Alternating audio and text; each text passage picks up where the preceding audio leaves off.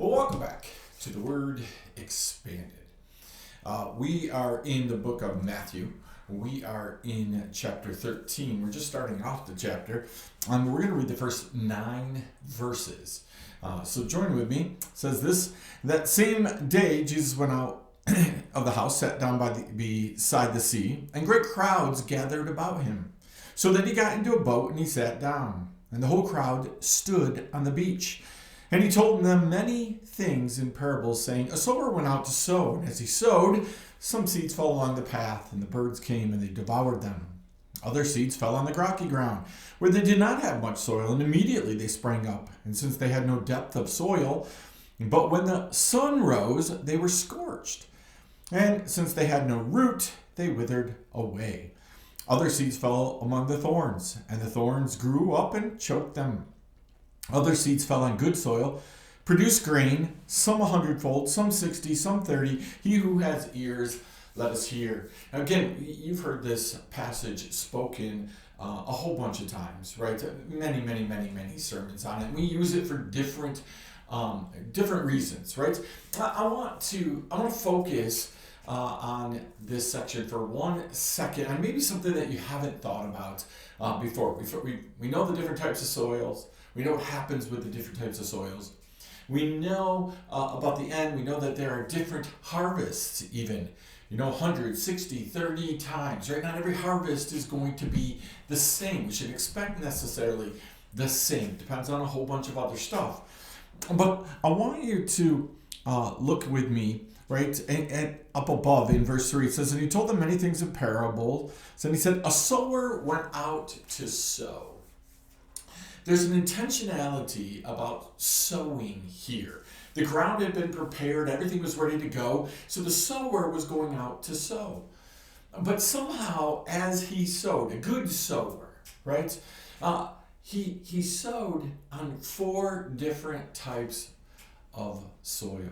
And any time that you and I are going out and we are sowing the seed of Jesus, we need to understand that our seed is going to fall on different ground, right? That doesn't mean you're a bad sower because your seed fell on the different ground, right? Sowers go in a motion, right? And sometimes within a field, even within a field, there's going to be different types of soil, right? But some of it's going to fall on the edges of the soil, right? And when it does, it's going to fall on different types of ground. The weeds, the thorns, they're going to grow right up to the edge of the field. So some of the seed that is thrown out, it's going to fall upon soil that hasn't been prepared, that isn't ready yet, that will receive it, maybe, but will quickly choke it out.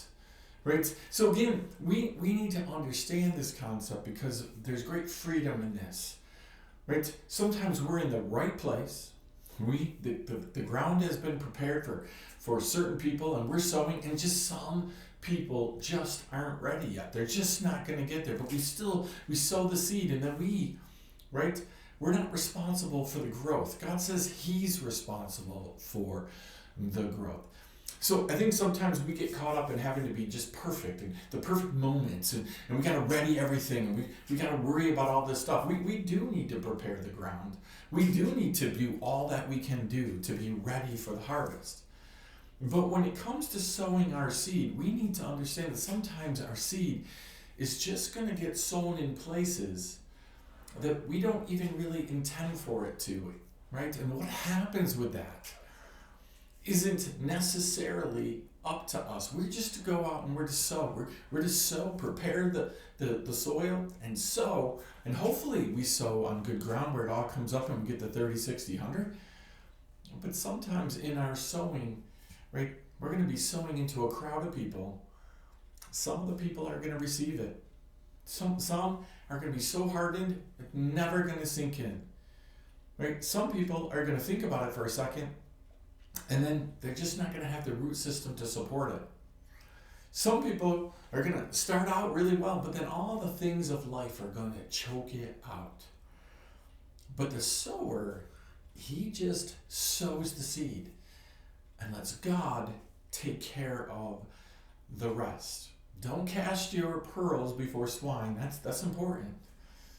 But also, don't keep waiting for that perfect moment, right? If God is urging you through the Holy Spirit to get out there and sow, you sow, let God do the rest. So chew on that for a little bit. We'll see you right now. We'll see you again here on the Word Expanded the Gospels.